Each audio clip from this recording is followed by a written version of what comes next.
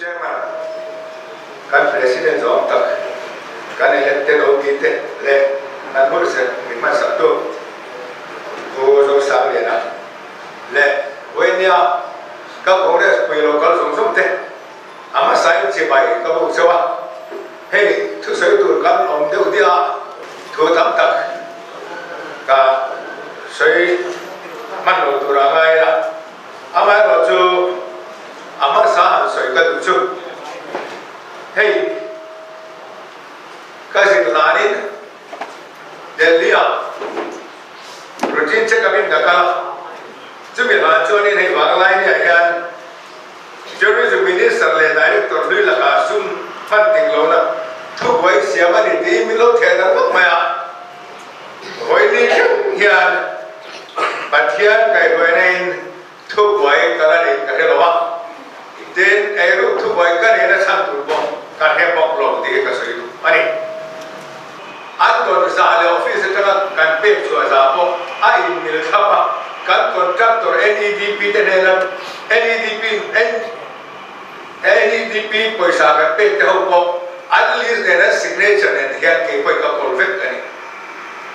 ki jone CB point ekma paisa bo ba pakhat maum lawa man dik lo pakhat maum lawa ACB po hian lok ai ta hian engma poi sabole di lo om lo tin fel takin ACB hian lok ai ta po hian report kum sam ding an pe dai to ai jadi chujon tu la hian ACB lok ai ta hian full investigation ti le ro se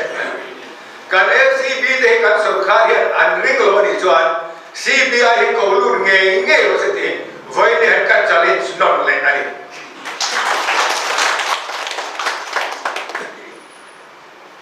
ko don do is sab chu cha la he ko sa bo tha pa khat maum la wa ka director train pul bia than moi le hian se khat ma kan ei lo ti pa thia le mi thia pui ti voi ne zo ra mi thia ra politics anh em vào anh tiếng anh dịch lâu tất cả tụi em mới bị những chuyện cái này buộc ra election này có bà anh ăn thì apoi cái gì à tụi nó tụi chúa mà xem có lúc sẽ thì các đồng đảng này ama rồi hết đi thu cái gì đó thiên đồ rồi chú